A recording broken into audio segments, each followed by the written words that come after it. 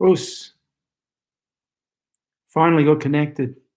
45 minutes late. I'm so sorry. I tried everything. I rebooted the net. I rebooted Chrome. I rebooted Safari. I went to hotspot on my phone. I even connected with a LAN cable.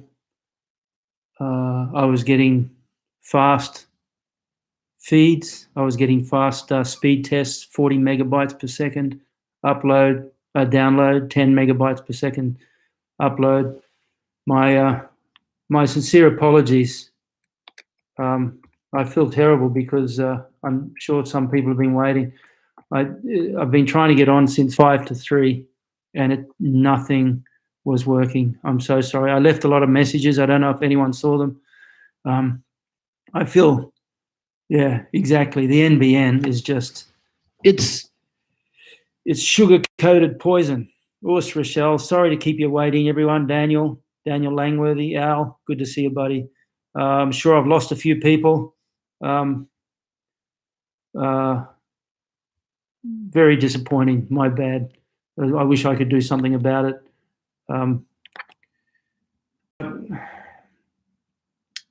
Look, let's go anyway. I'm just going to leave a message here that I'm online just to let a few people know.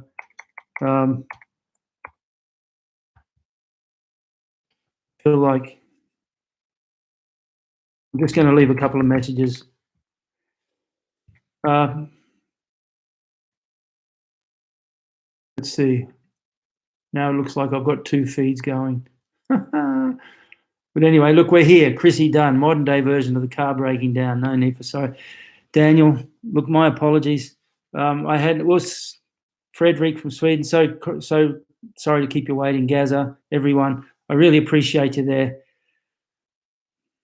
Oh, good. Thanks, Mike. Appreciate it. Look, guys, my apology. 45 minutes late.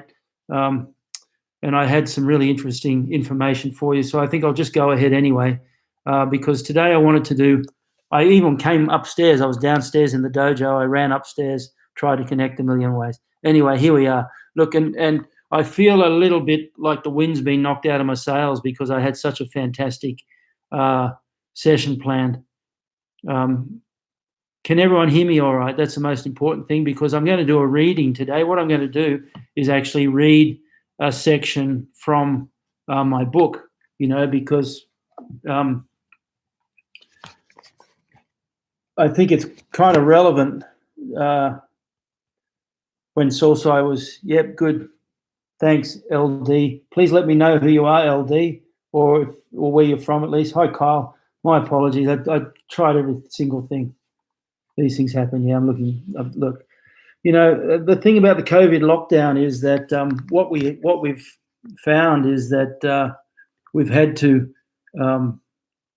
rethink a lot of things, and what it's done, for example, is we've had to refocus energy in areas unexpectedly. Home training was always there, but it wasn't necessarily something we gave serious consideration to in the same way we have to now.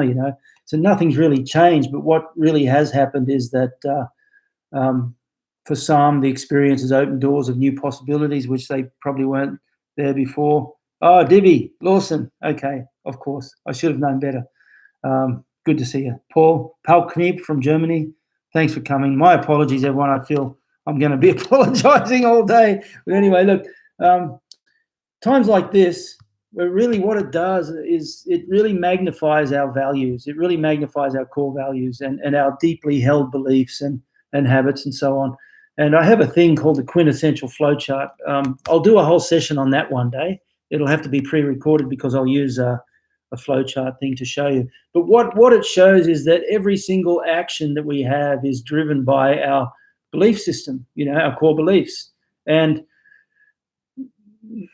we act, we speak, we think, and one of 2 things happens. Like the outcome is as we wanted it, or the outcome is not as we wanted it. If the outcome is as we wanted it, well, then that reinforces our belief system, and we're grateful. If it's not, if we don't get the outcome we want, one of 2 things happens. One, we're an idiot, and we ignore it and we just keep doing the same thing, and that's called ignorance. The other one is we question our value system, we question our belief system that drove that action in the first place. And what that does then is we deal with it or we don't. If we deal with it, then we've learned from that lesson, we make adjustments. So this lockdown, what it's done is it's given us an incredible opportunity to ask some real questions about our core beliefs and values, and we have to act accordingly. And it's a well-known fact that optimal growth comes when you're just outside the comfort zone. You can't go too far out or you just hurt yourself. But Rob, Urs, Graham, Rose, good to see you. Rob de Souza from Tassie, thanks. And Leo Rincon, welcome, buddy. Good to see you. Urs. My apologies. And what happens is when this sort of thing happens, it reveals weaknesses in our own belief system and so on, and it finds cracks.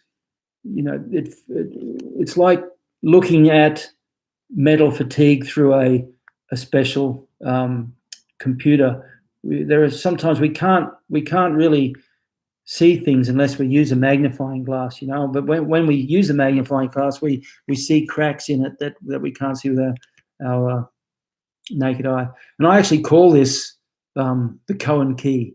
When we see these small cracks in our training and our life, I refer to what I've written. I've written a whole section in my new book called the Cohen key. And the Cohen key is basically a reference to Leonard Cohen, and he has a song called Anthem. And in that, the chorus says there's a crack in everything, and that's how the light gets in. In fact, let me see if I've got a let me see if I don't know if you can hear this. I'll turn it up. This is the chorus. And ring the bell that's still to ring. Forget your perfect offering. Forgive your perfect offerings. You think you got it right together. There's a crack. A crack in everything. That's how the light gets in. That's how the light gets in. It's quite profound, and we use that in the dojo. We call it the Cohen key, where when we experience something in the dojo that actually reveals to us a crack in our armor, or a crack in our thinking, or a crack in our training, we call that the Cohen key, because it's through those cracks that the light gets in. And it's really quite profound when you think about it. We have to reflect on it, and nothing escapes the scalpel of self reflection. And so we have to get in there and dig out those diseased areas.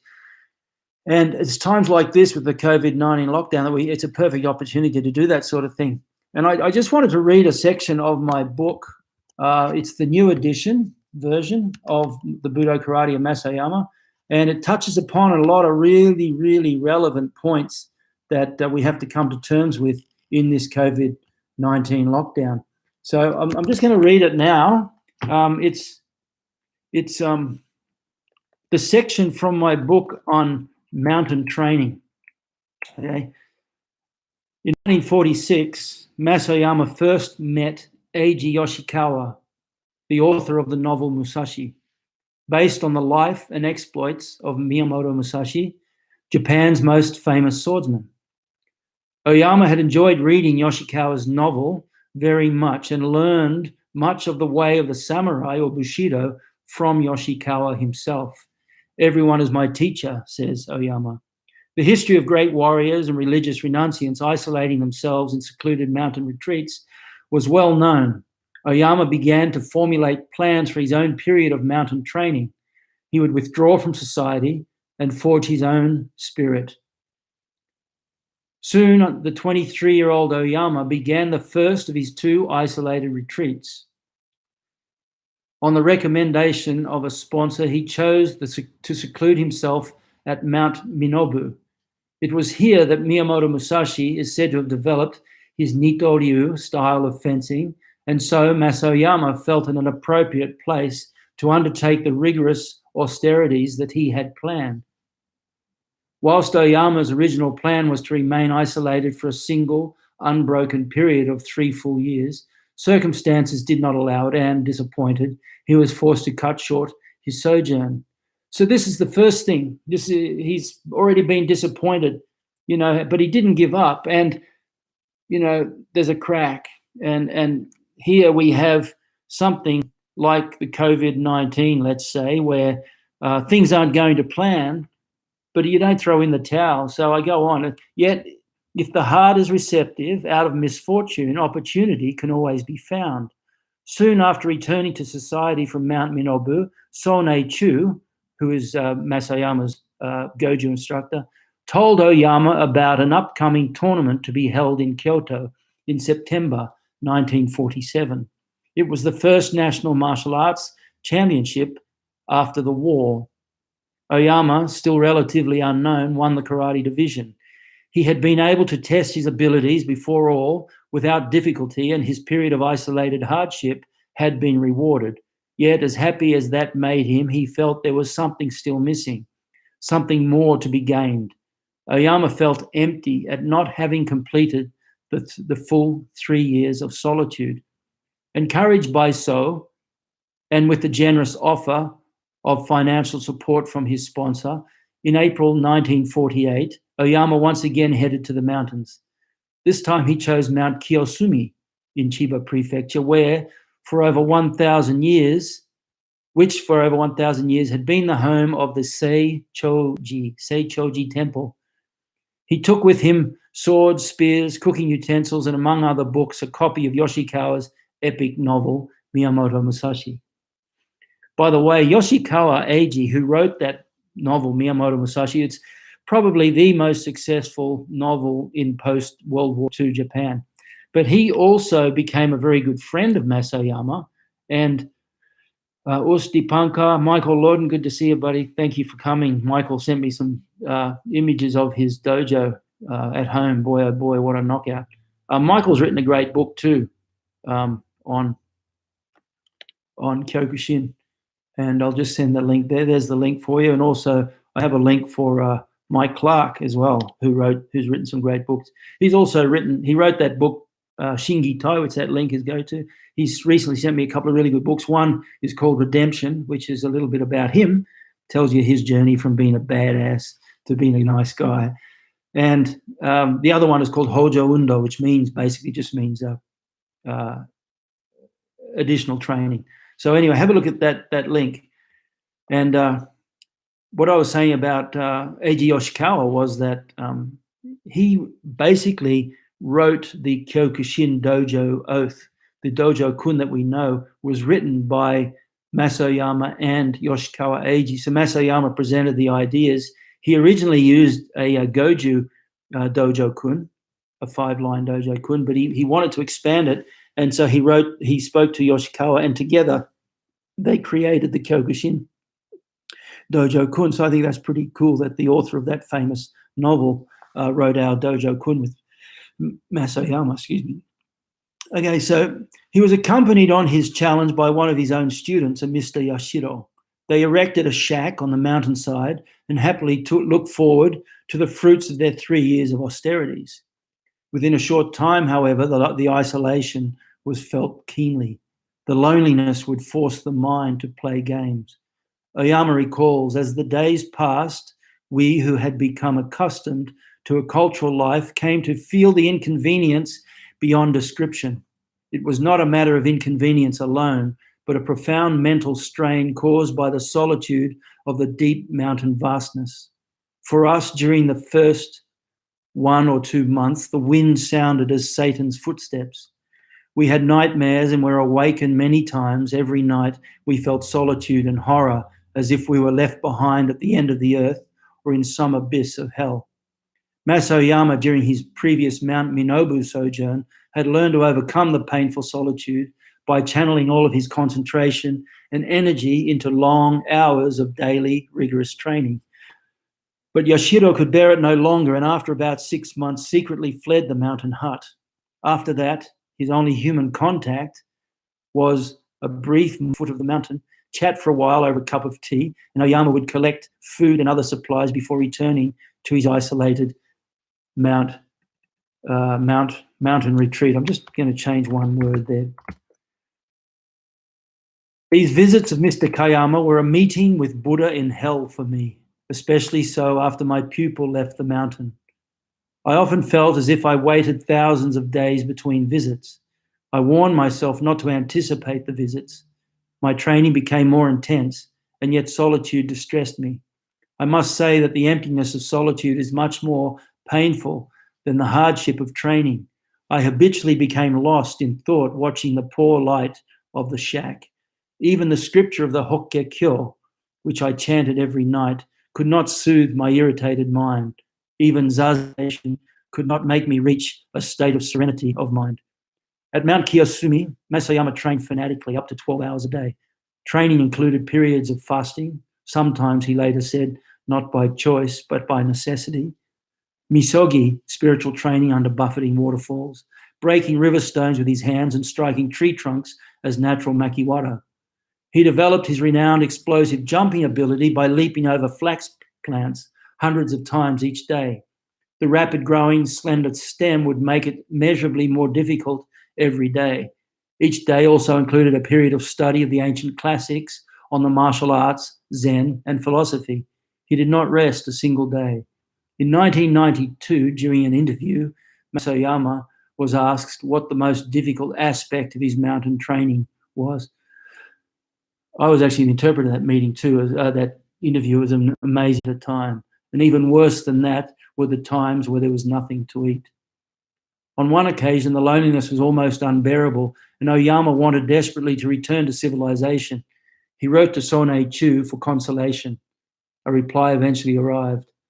Whether a painter seriously studying the concept of beauty or a martial artist investigating Budo, those who become recognized as geniuses work much harder and demonstrate far more perseverance than the average person.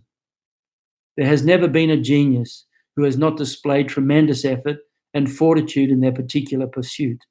Oyama, I believe you to be an irreplaceable figure in the world of Japanese martial arts. Train harder than anyone else, have what it takes to stand alone, unrivaled as a modern-day warrior, and become the example of a true martial artist for the world. If you have the urge to come down from the mountain hut, then shave off an eyebrow. You will most likely have very little desire to see anyone until it grows back. What others have done should not be impossible to you. Was there any master of the martial arts who had not experienced mortification? The really great man can only be produced through continuous heavy training. You should be more courageous in striving toward your goal. That is the most important thing. That last paragraph is really relevant to us all too, especially during this time of the virus. What others have done should not be impossible to you. Was there any master of the martial arts who had not experienced mortification, challenges? The really great man can only be produced through continuous. Remember that this COVID-19 offers us an incredible opportunity. Oyama was deeply moved by his teacher's words and resolved to become the most powerful karateka in Japan. To overcome the agony of loneliness and mundane thoughts, he would recall Master So's words, meditate, chant the scriptures, and retreat to Yoshikawa's tale of Musashi for courage and determination. The mountain animals became his friends, and he would feed them from his small vegetable patch. By night, Oyama would paint by the light of a candle or play the Japanese bamboo flute, in whose otherworldly sound he found much comfort. On one of his regular visits, Kayama broke the unfortunate news to Oyama that his sponsor, who had been selflessly supporting Oyama for 1.5 years, was no longer in a position to be his patron. I've left a little bit out there because I want to keep it a surprise when the book's published. He felt wonderfully refreshed and fully invigorated, reborn, a new man. The roller coaster-like emotions and anger that once got him into trouble with the military police were gone, burned to ashes in the fire of his single-minded training. Isn't that just beautiful to think, that training has not just answers for technique and so on, but it's a form of moving meditation, if you like. No longer buffeted by the waves of fate, Oyama would now take full control of his own life. From that day, Masayama, the karate master, would confidently carve out his own future. It is as though his indefatigable training had revealed a mighty dragon within, waiting to be awoken and called forth. And now the dragon would sleep no more. In his later years, when speaking of the rigors that he forced himself to endure at this time, Sosai Oyama has said that no one could truly appreciate the severity of his training. According to Sosai himself, since he first began traveling the world in the 1940s, teaching hundreds of thousands of students, he has never met a person who trained half or even a third as hard as he did during his years of isolated mountain training. This statement is not made out of an egotistical desire to prove himself better than others, an exercise hardly necessary for one such as Masayama. Rather, he simply wants the world to realize that one can train harder and achieve more than the world has led us to believe. The only difference between a great soul such as Masayama and you and me, that we can do the same. So that's just one section out of the book, and I hope, sorry, Patty, it took 45 minutes. Everything was strange, and then all of a sudden it just worked again. Febrianadi Negoro. How are you, buddy? Rochelle? Yeah, it's such a great read. That book, Musashi, is fantastic.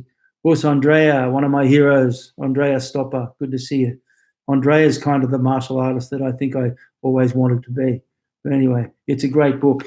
So I just wanted to read that to you. I think it's a fantastic section of the book, and it's very inspiring in many ways because it gives us a lot of insight. Sosai was, he was confronted by all kinds of fragilities, but he just simply never gave up. He felt like it, of course. Even Masayama had to do, and we have to be like that. Usually we deny our weaknesses, we pretend they don't exist, and so on. And like it or lump it, we're destined to face those weaknesses sometime or another. In the traditions of the East, not so in the West, at least in the last hundreds of years, but you can even look into Western Judeo-Christian sources, and you'll see all kinds of reference to transmigration of the souls. But in the East, the transmigration of the soul or reincarnation is said to be driven by the sum total of the thoughts and habits and experiences of our life. I'm wondering, have I got a link there I can put to, let me see. There we go.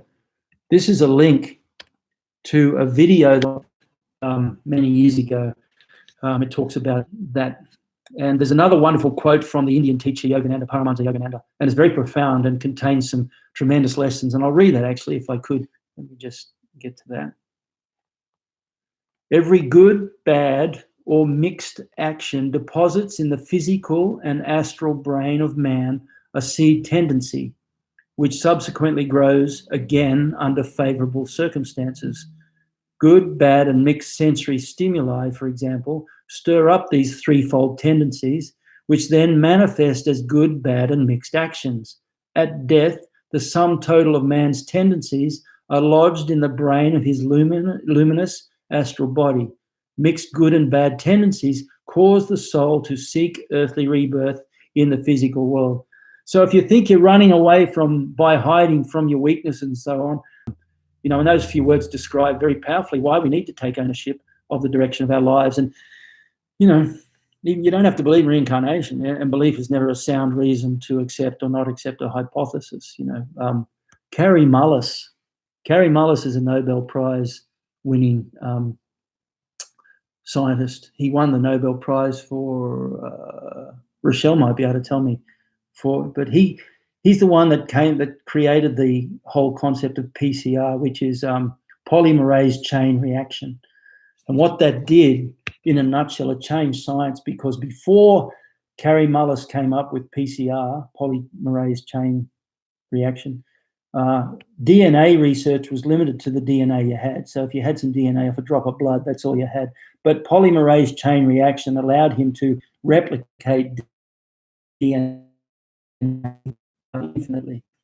You can imagine how that changed science. Now, in his book, he's a scientist, and he won the Nobel Prize for research in one of the medical fields. Maybe Rochelle knows. Yeah, good on you, Mike.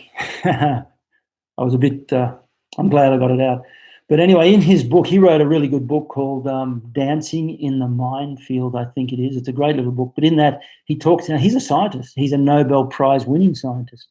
But he's quite radical in a lot of his thoughts. And he talks about astrology. And he said 99.9% of the scientists, chemistry, that's what it was, yeah.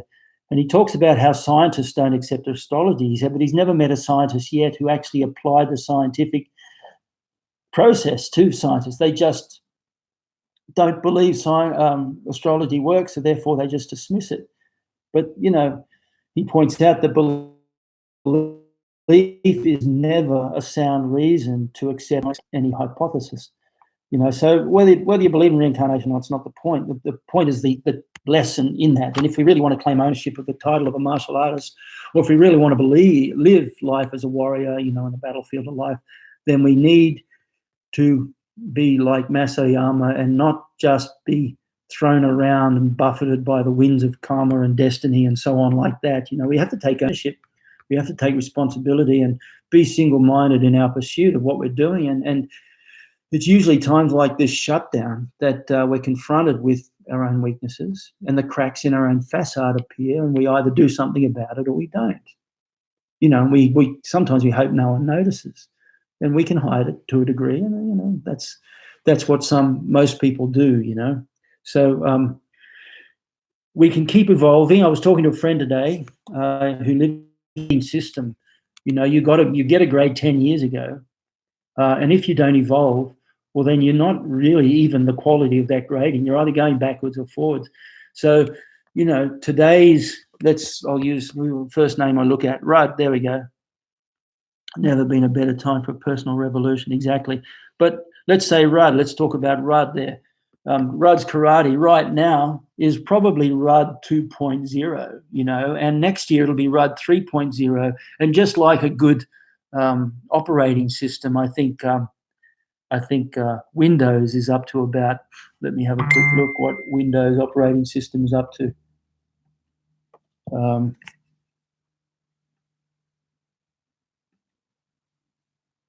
10.15.4. Now, when the Mac up to version 10, good on him, thanks. I thought you were talking about you, but yeah, that's Apple, 10.15.4. So even the best system evolves. You think back even just a few years ago where you had the Apple 5, the Apple phone, iPhone 5, and it was like the ant's pants.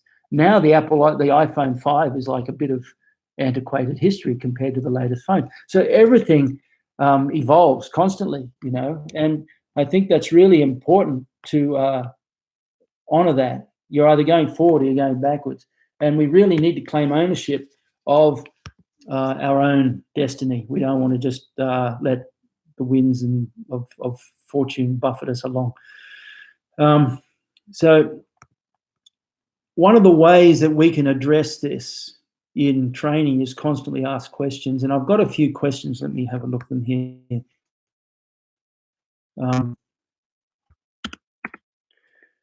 Okay, so we have to ask certain questions. And one is in kumite, when you get smashed, you have an agreement with someone. You ask them, what did I do to gift you that? So you're doing kumite, and your brain is always in this mindset of survival. I remember when I was at Hombu, when I was a 17-year-old kid. I mean, literally, my heart would start palpitating every morning when I got up, you know, until I finally started to get a little used to it. But in the early days, it was just like going to Hombu was all about this intrepidation of the kumite that was meant to come, you know. But it's a different time and place now. So you have a partner you can work with. You say to them, you know, what did I do to gift you that? And they tell you, they help you to overcome those weaknesses. Okay, and then we have to ask 3 key questions. And in our dojo, after we have Not every session, because some sessions don't really lend itself to it, but most sessions, what we'll do at the end of training, we'll sit down, we'll have a stretch, and while we're stretching, we'll ask 3 magic questions. I call them the 3 key questions. The first question is, what did I do well in training today? When I look at training today, what did I do well? You ask yourself that first, because you need to reinforce the mind through, I guess, what do they call it? NLP, neuro linguistic programming. I mean, you need to create a beneficial, positive mindset. So you ask yourself, what did I do well? And you think about it. And even if you come up with one thing, what you did well, even if it was your ability to concentrate on, or the strength of your yoi stance, which you never underestimate. People who get their yoi stance right get their karate right. Okay, so the first question, what did I do well? The second question, what didn't I do well? Okay, you ask yourself, what didn't I do well? Yeah, well, my mind was drifting and I took it easy in the push-ups, or I was a little slack in my ability to counter. I was blocking, but I wasn't countering. Okay, and the third question is, what shall I do about that in my next training session? And if you ask just those 3 questions, even if you don't do it in the dojo, there's always a period of moxo at the end of training where you close your eyes. That's when you do it. Ask yourself, what did I do well? What didn't I do well? And what am I going to do about it? They're 3 magic questions, okay? And there's one magic question, and I think probably the most powerful question you can ever ask yourself. And I know my students are going to be annoyed that I'm revealing this, but I think it's a beautiful question to ask, and you should ask yourself every time. And that question is this: what would I do to beat me? Because only you know your weaknesses. We're usually good at hiding them. We hope people don't see them. And so you have to ask that question, what would I do to beat me? Because only we know our deepest secret weaknesses. And if there's one thing that you need to address, that's that, weaknesses. Okay?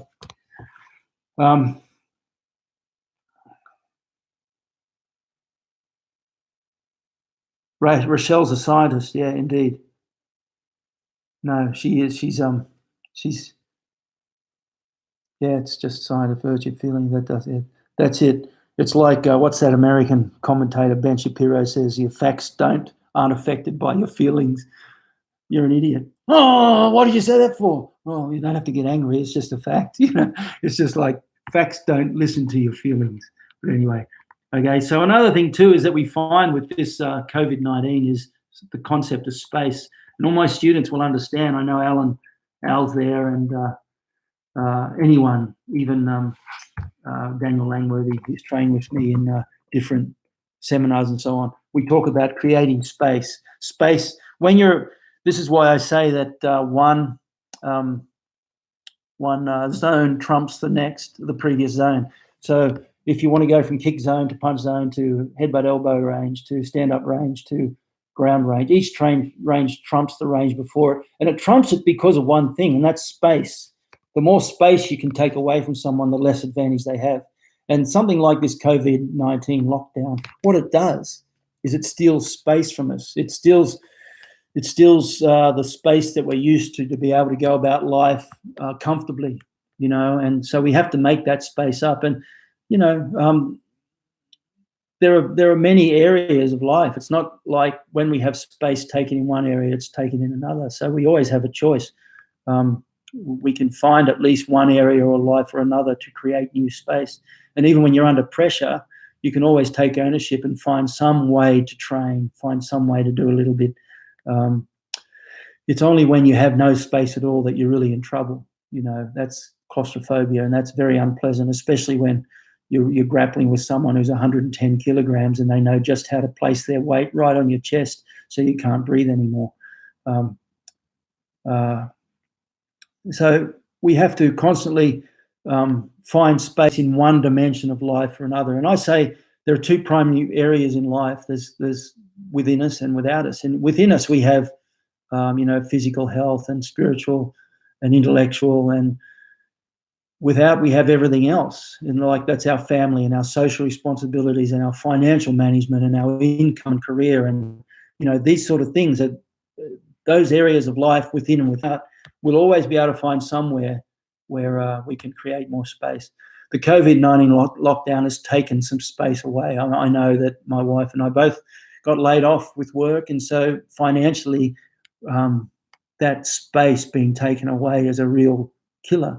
But we're both commenting today because we've found opportunities that didn't exist before, quite simply, or there are opportunities that we thought we'd work on but never got round to. So the space has been taken away in one respect, and if you take ownership and stand up to be counted, well, then you'll deal with that. So, the space of our financial freedom, our cash flow, was taken from under us. What that does is opens up areas where you have to find other cash flow, So even when you're suffocating in one area or another, we can always create space in another area. It just requires us to take a bit of ownership and make that choice and act on that choice, and decide which areas of life we're going to focus on,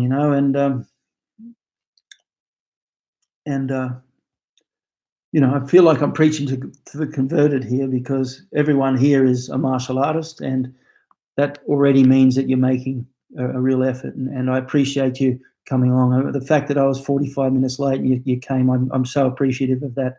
That's really wonderful. So thank you for that very much. I could go on. I have page after page of notes. I'd like to do this once a week now. Look, I have so many notes that pages that I never got around to there.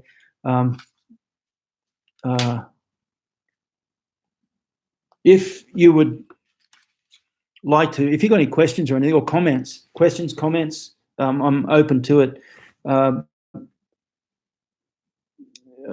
Like Rudd says, there's never a better time for a personal revolution.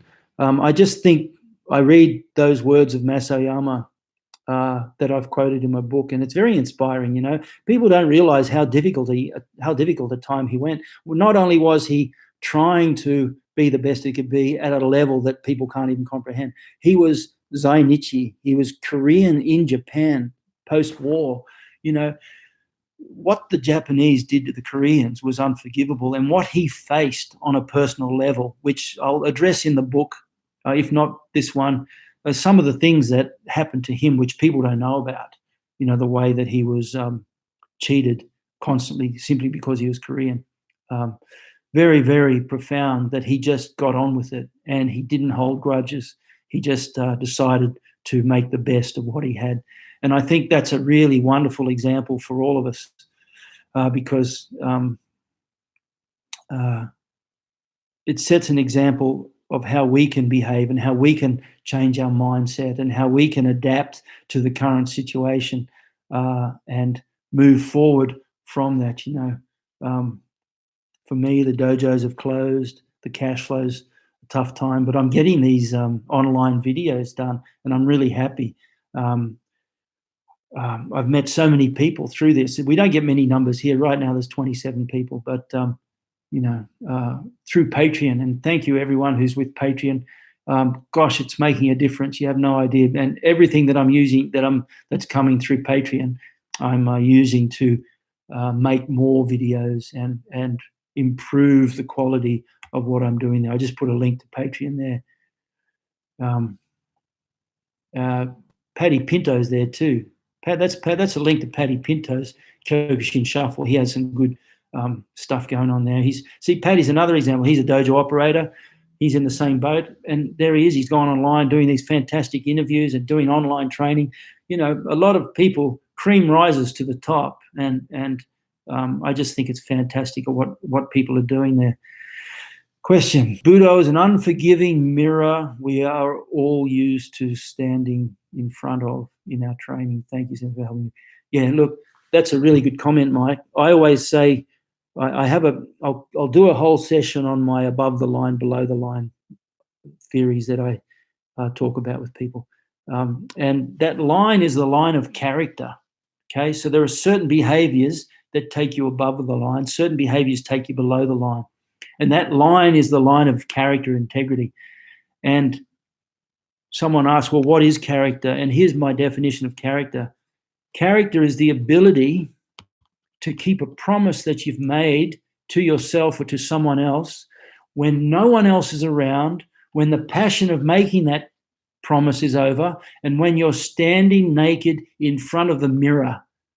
And if you can keep your character at that time, well, then you've done really well. And that's true because good training, martial arts training, really is a mirror into our deepest core values. Good point. Chrissy Dunn, what fondest memory of Sosai? Look, I watched Nick Pettis' interview on the Martial Way with Scott Heaney. Have I got that link? If I have, I'll put that up too. I watched Nick Pettis' interview, and it was just real. I'll put that link. That's the Cohen key that I was talking about, and that was the link to Leonard Cohen's Anthem. Scott Heaney in Canada does a great series of interviews, and he did one. I don't think I've got it handy, unfortunately. He did one with Nick Pettis. Nick Pettis, I think, is a real legend. I think he's one of the last Sosai Uchideshi, and he's lived in Japan for 30 plus years now. Speaks fluent Greek, fluent Danish, fluent English, fluent Japanese. He's just amazing, and he's one of Kyokushin's top fighters. And he just kept at it, and. But anyway, so when people ask me what my fond memories of Sosai, I feel a little bit reticent to say anything because people like Nick Pettis spend an awful lot of time as Sosai's student. I spent a lot of time as Sosai's interpreter and traveled with him, so my experiences with Nick are a little bit different and slightly a generation before. But Chris, I'd have to say traveling with Sosai and seeing what he was really like, because a lot of people talk about Sosai in one respect or another as being, so much exaggeration and so on. Could he really bend coins in his hand?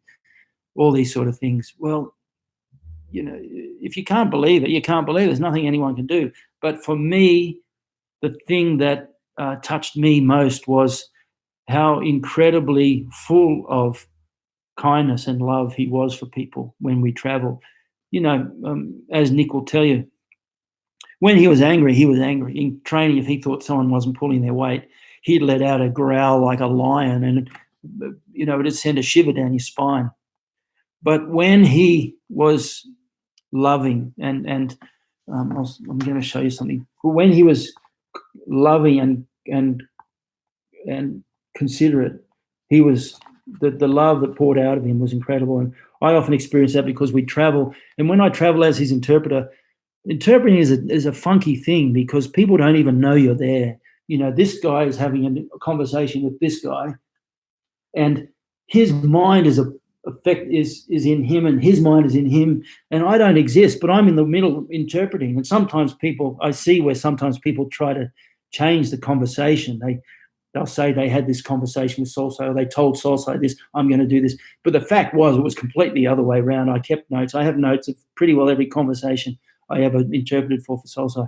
But no one appreciates, and I'm not asking for appreciation, but no one really appreciates the interpreter. But Sosai always appreciated the interpreter. And I can tell you the number of times, well, I probably could, it's about 4. Not that many times. But when I'm traveling with Sosai, I'd get a phone call. And I always had to be the first one down and for breakfast, the last one to bed, because everyone who wanted to meet Sosai needed an interpreter. And I can remember the 4 different occasions as I was traveling where Sosai would call me. The phone would ring at like 11:15 or 11:30 at night. And he'd go, "Come to my room." So I'd run to his room, and I'd think he might have something important. And I'd walk in and he'd go, "Oh, sit down." And I'd sit down. And he's doing things. He's getting ready for bed. He's in his long johns and his T-shirt, and he walks around and he might say a comment about someone he met that day, or he might ask about someone, but generally he would just let me sit there. And quite often the interpreting jobs weren't paid. They'd pay for your airfares and accommodation, but you'd spend a week working your butt off and get nothing for it. And Sosai knew that. So often he was very generous he'd understand this, and he was very kind, very generous, always considerate. And I think that's a real measure of what he was truly like, that that kindness that he showed all the time. And I hope that answers that, Chrissy. Now, if you have time, how difficult was Sosai to build and take ownership of Hombu? Graham, I do have an amazing story about that. I don't think I have time, but if you remind me next week, gosh, it's an amazing story, I'll tell you. And it tells you a lot about his character and a lot about the people around him, and particularly a lot about one particular man in Japan who passed away. I only met him on 3 or 4 occasions, only went to dinner with him once, but he was the president of Kyokushin and Sosai's main benefactor and sponsor. But Graham, look, I'd love to tell you that story. It just requires a little bit too much time to tell it fully. So definitely, if you remind me next Friday, I'd like to do these chats every Friday if I could. And if you'd like to join in, please let me know that you'd like to hear that. But that will be definitely. I'll make a note of that as soon as I can. Where's a pen? Oh, there's a pen here. I'll make a note, Graham, to tell the Hombu story, because it really is a wonderful story about Sosai and some of the challenges that he faced, And talking about Sosai, I've done this before, but I'd like to do it again.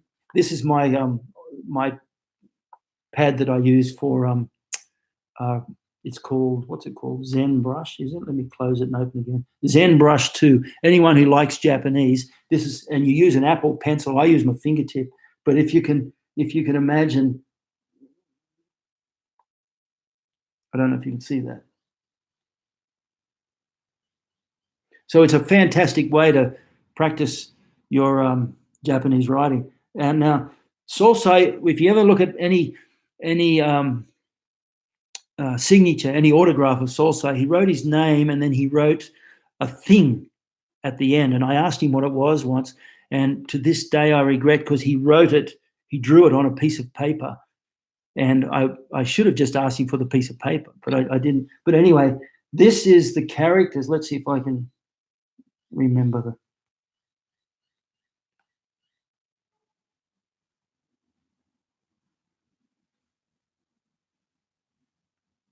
That's the character for Shishi, lion. Okay. Now, if I turn the page long ways, can you see that? And I'm going to start to write it a little bit quicker. Okay, so that's lion again, but done in a kind of running writing fashion. Okay, now if you take that,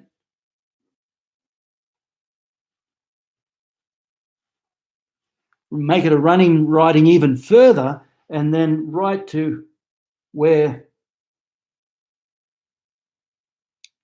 it would look like that. So that's the characters for Shishi or lion, but it's done in a way that it's done very, very quickly. So it's like a running writing sort of style. See, like that?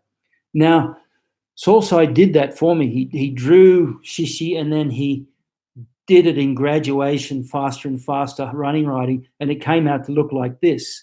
And as you can see, it kind of looks like a flower. And he said that's his life philosophy. And he said that should be the philosophy of a martial artist, in that when it comes to your own principles and your own core values, and we were speaking about that earlier today, you have to be as strong as a lion to protect your principles. And that's what that line of character is, that the ability to keep a promise that you've made way after the passion, the heat of the moment when you made it is past. And when you're standing alone, naked in front of a mirror, okay, that's being a lion within. He said, but on the outside, you've got to be like a flower. You have to, when it comes to other people, you have to be gentle and as giving as a flower. And that, it's only recently that I've been able to even tell that story without shedding a bit of a tear, because it was just so profound that this man who used to crush people, and bend coins and just created this amazing karate, was so simple in his core values and so profound in his core values. So yeah, That's an interesting story about the insight uh, about Sosai. And there's, look, Kyokushin Shuffle. That's Paddy Pinto, and he's having Sensei Nicholas on his interview next week. That's fantastic. I'll just put Paddy's link there again too, so you can check that out. I think it's really going to be. Paddy's a great guy, but he's getting some good interviews going on there too, and I love Nick because of his honesty. Just fantastic. Gaiju Naigo. Exactly. Look, Gaiju Naigo. Where is it? One of these. Oh, there you go. Look at that, Mike Clark. Gaiju Naigo. See those 4 characters? Mike Clark wrote that when he gave me the book, this book, Hojo Undo. Gaiju Naigo. Gai, outside, Ju, soft, Nai, inside, go, hard. Okay? So be soft on the inside, hard on the outside. Okay? And that's Sosai's philosophy. Paddy, that should be great having Nick on. I've got some good news too. In 2023, I'm probably jumping the gun here a little bit because sometimes you're better off keeping things to yourself. Otherwise, someone else jumps on it and uses their position of authority and power to make it even better. But in 2023, I'm holding a training camp here at the Gold Coast. And I'm giving people plenty of opportunity because I think it's going to be the biggest camp Australia's ever had. And remember, Sosai was born in 1923. In 2023, we're holding this international training camp at the Gold Coast, and it's open to all styles, all factions, all over the world. And I've already had people from Europe who've already, they said they're saving, get ready to come. And Nick Pettis is going to be one of the instructors on that camp. So that'll be great. I've got some other great instructors lined up too, which I'll come to very, in the near future. But anyway, that's going to be a great camp. 2023, the Oyama 100 Anniversary International Gushku. Okay, right here in the Gold Coast. And if you've never been to the Gold Coast, Rochelle, you got to come. It's beautiful. Gold Coast has the best beaches in the world, and I'm not even biased. Okay. Say much like her grandfather. Thanks for sharing, amazing. Good on you, Clarence. I'll be in touch too. Yep, you got to start saving, Lawson. It's a long way from Palm Beach to Talabadra. Yep, it's going to be. Yep, it's going to be a fantastic camp.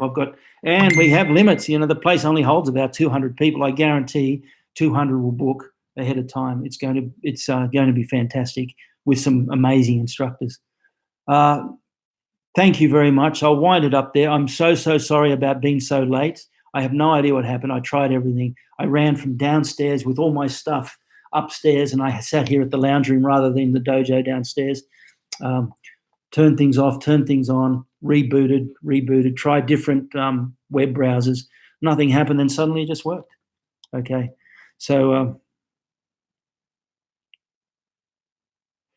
the soul from Soul Kyokushin, probably more, it could mean integrated. That's one way to look at it. Also, it just means general and unaffected. So the whole idea of using soul for Soul Kyokushin when Oishi Shihan and Hasegawa Shihan did it was to make it, they didn't want to affect what they're doing with Sosai. And I'm doing this huge interpreting job now, which is just keeping me up crazy hours. And I'm doing a voice, not a voiceover, a subtitle for a series of videos that someone, Oishi Shihan's doing. And his adherence to the teachings of Sosai are really quite moving, quite profound. He really is a reflection, that mirror that Mike Clark mentioned. He's a real reflection of Sosai. And I know that because over the years, having trained with Sosai, you hear certain terms and certain things that he says, and people tend to deny it, and they'll go, well, we do it this way now. And you've got Kyokushin groups that have introduced big changes in Kumite and Kata, and it doesn't even look like Kyokushin anymore, but they hang on to the Kyokushin name because it has value in the financial return of the world, you know. There's my alarm going off to get ready for training at 5 o'clock. So the So in So Kyokushin would mean general integrated Kyokushin. So in other words, unaffected. That what they want to do is bring, and I had a fascinating conversation. I mentioned that with Oishi Shihan. He had been doing something a certain way, and it made perfect sense why he did it. And in fact, I really liked the reasoning, but it was different to Sosai. And I'm translating this, and I had to ring him up about it. And I pointed out, he said, no, I do it this way. And I said, well, I looked at Sosai's books and he did it that way. And he goes, oh, okay, in that case, we'll change. And he'd been doing it that way for 25 years, just like that, change without questioning it, simply for his loyalty to Sosai. Okay. Thanks, Chrissy. Love to the children. My little second cousins. Chrissy's my nephew, by the way. It was his mum's birthday 3 days ago, my older sister. Look, everybody, Graham, thank you very much, Graham Rose. Always great to see you. The Lion and the Flower would be a good title for a book. Yep, I think you're probably right. Graham, good. I might jump on that, Harry, unless you write the book first. Thanks, Rudd. Good to see you. I hope that answered your question, right, about So as in So Kyokushin. Basically, they just want it to be unaffected Kyokushin is the way they look at it. Daniel, thanks, Daniel. I hope you enjoy this. It's the first time I've done a reading from the book, and first time I've actually sat here and done this. I really enjoyed it. Thank you, Mike Clark, Harry. Thank you, Frederick. Good. Thank you very much, Dankervel. I don't know if that's Dutch, isn't it? Frederick, good on you.